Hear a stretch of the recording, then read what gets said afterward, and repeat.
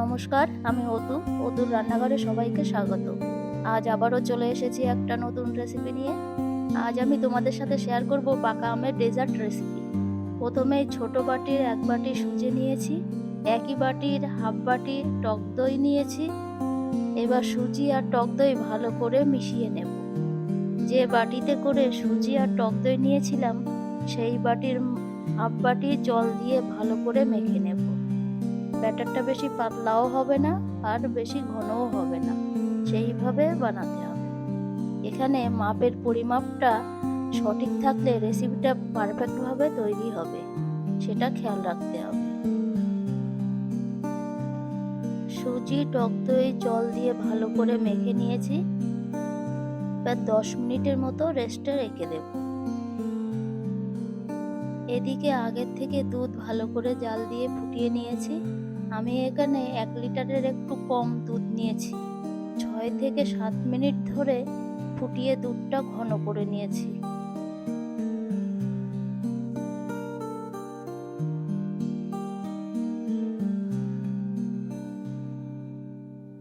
এবার দিয়ে দিচ্ছি এলাচ গুঁড়ো। এলাচ দেওয়াতে ফ্লেভারটা খুব সুন্দর হয়। ভালো করে মিশিয়ে দিয়ে দেব চিনি। চিনি দেওয়ার পর দুধের সাথে ভালো করে মেশাতে থাকবো।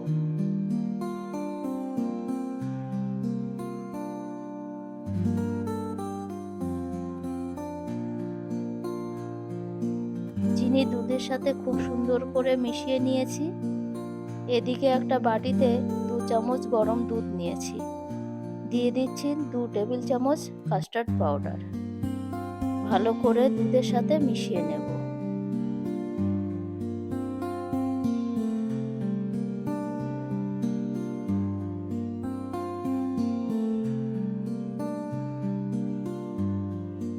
লাইটের সমস্যার জন্য তোমাদেরকে ভালো করে দেখাতে পারছি না। বাটিটা একটু উঁচু করে ধরে তোমাদেরকে দেখিয়ে দিচ্ছি।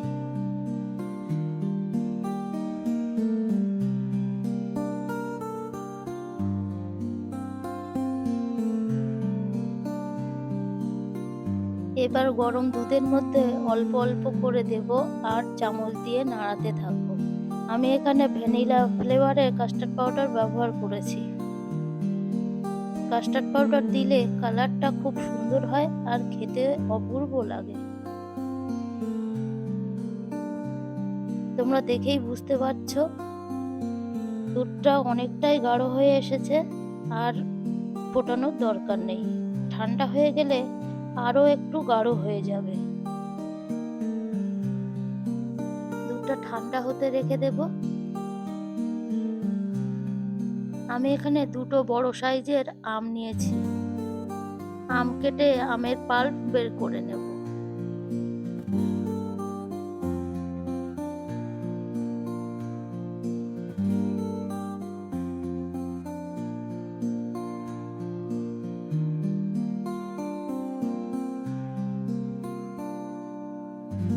অফ ক্যামেরায় আমের পাল্প বের করে নিয়েছি। ছোট ছোট টুকরো করে মিক্সি জারে দিয়ে পেস্ট করে নেব।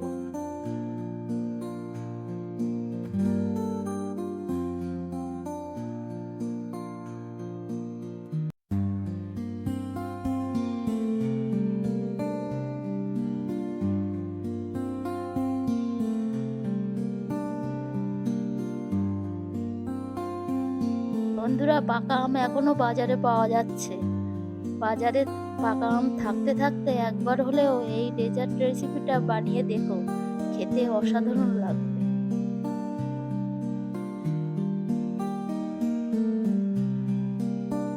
দেখো, ঠিক এইভাবে আমের পেস্টটা তৈরি করে নিয়েছি। কিছুটা একটা বাটিতে তুলে রেখে দিচ্ছি, পরে ব্যবহার করব।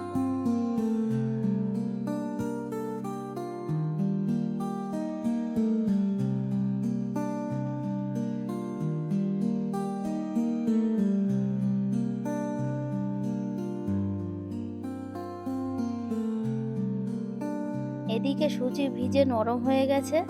সুজি একটা চামচ দিয়ে মেখে নেব। সুজি বেশ নরম হয়ে গেছে। এবার দিয়ে দেব আমের পাল্প। আমের পাল্প দিয়ে সুজির সাথে ভালো করে মিশিয়ে নেব।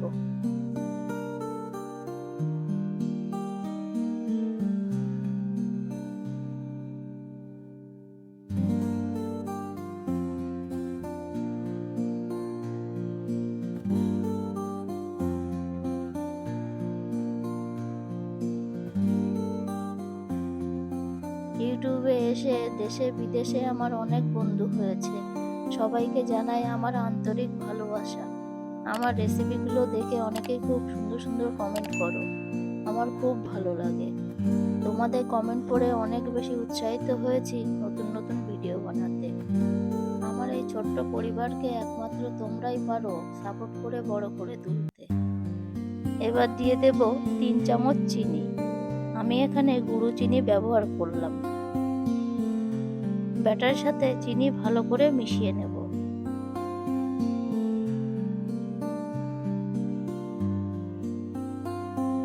আমার এখানে একটু জল লাগবে মনে হয়েছিল, সেজন্য 2 থেকে 3 চামচ জল দিয়ে দিলাম।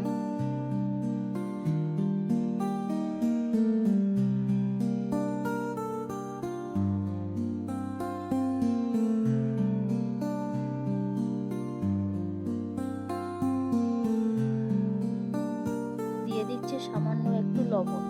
মিষ্টির মধ্যে একটু লবণ দিলে খেতে ভালো লাগে।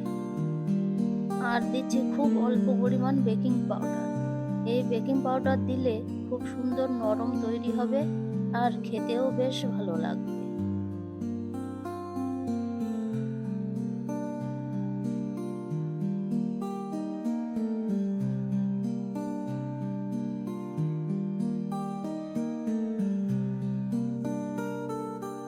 ভালো করে মিশিয়ে নিয়ে ঢাকা দিয়ে রেখে দেব। এদিকে গ্যাস জ্বালিয়ে ননস্টিক তাওয়া গরম করে নিয়েছি। এবার একটু সামান্য ঘি ব্রাশ করে নেব। আমি এখানে ঘি ব্যবহার করলাম, তোমরা চাইলে সয়াবিন তেলেও করতে পারো, তবে ঘিতে করলে টেস্ট বেশি ভালো হয়। একটা হাতার সাহায্যে ছোট ছোট টিক্কির আকারে দিয়ে দিচ্ছি।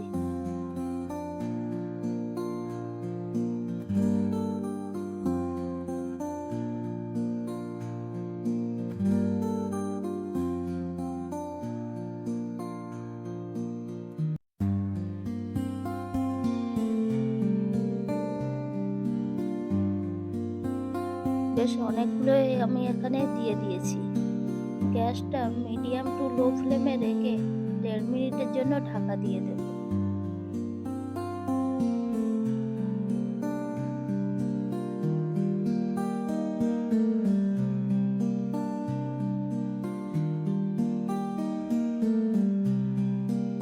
বন্ধুরা, ভিডিওটি কোথাও স্কিপ না করে পুরো ভিডিওটি দেখার অনুরোধ রইল।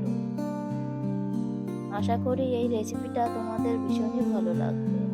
আর যদি ভালো লেগে থাকে তাহলে বন্ধু বান্ধব এবং আত্মীয় স্বজনদের মাঝে শেয়ার করে দিও।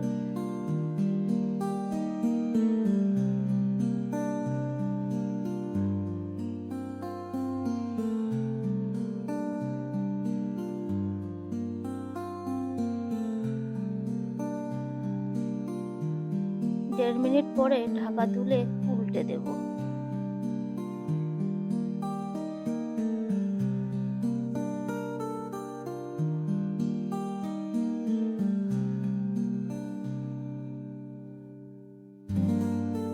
দেখো কত সুন্দর কালার এসেছে।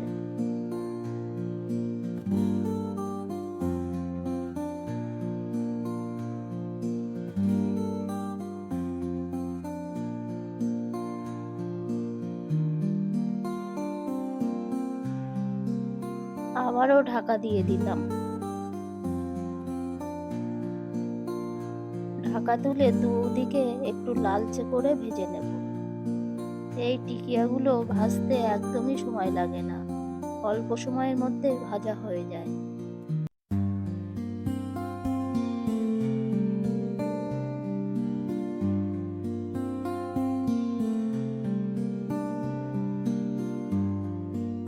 এখনো পর্যন্ত যেসব বন্ধুরা ভিডিওটি দেখছো, প্লিজ একটা লাইক এবং কমেন্ট করে দিও।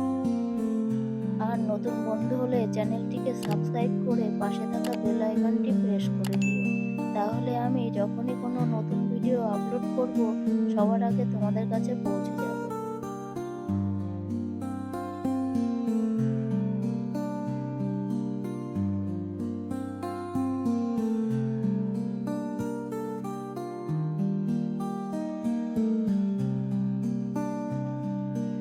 লালচে করে ভেজে নিয়েছি। একটা পাত্রে তুলে নেব।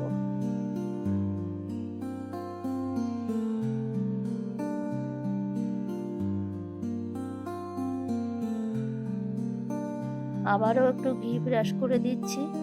সেকেন্ড ব্যাচটা একই রকম ভাবে ভেজে নেব।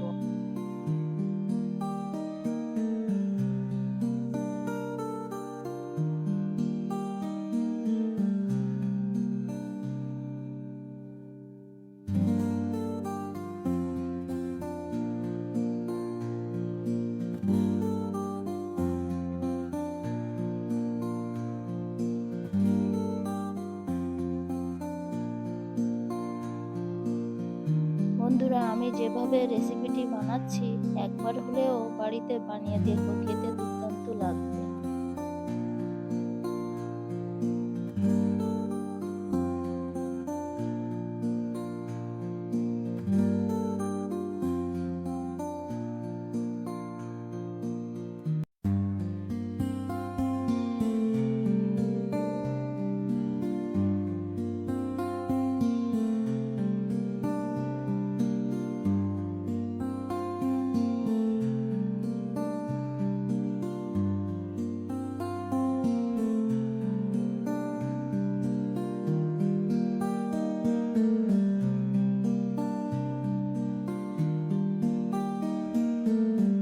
সেকেন্ড ব্যাচটা ভাজা হয়ে গেছে, তুলে নেব।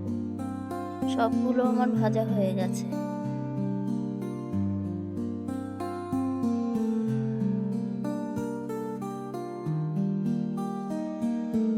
এদিকে দুধটা বেশ ঠান্ডা হয়ে এসেছে। এবার আমি যে আমের পাল্পটা তৈরি করে রেখেছিলাম সেটা দিয়ে দিলাম। দুধটা ঠান্ডা হলে আমের পাল্পটা দেবে। অনেক সময় কি হয়, আমটা দেওয়ার পরে দুধটা নষ্ট হয়ে যায়, সেই জন্য দুধটা ঠান্ডা করে দিলে তাহলে দুধটা আর নষ্ট হবে না। দুধের সাথে আমের পাল্প ভালো করে মিশিয়ে নেব।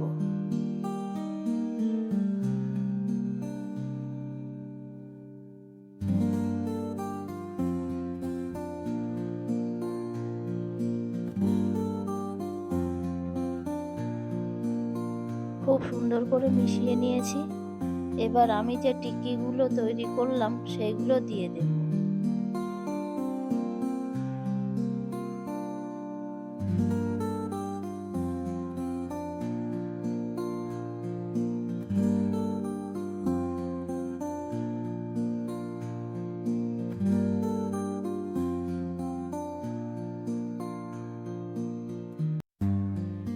সবগুলো দিয়ে দিলাম।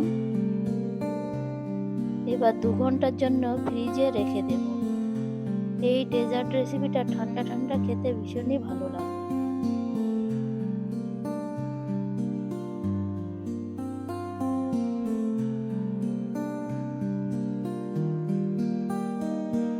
ফ্রিজ থেকে বের করে তোমাদেরকে সার্ভ করে দেখাচ্ছি।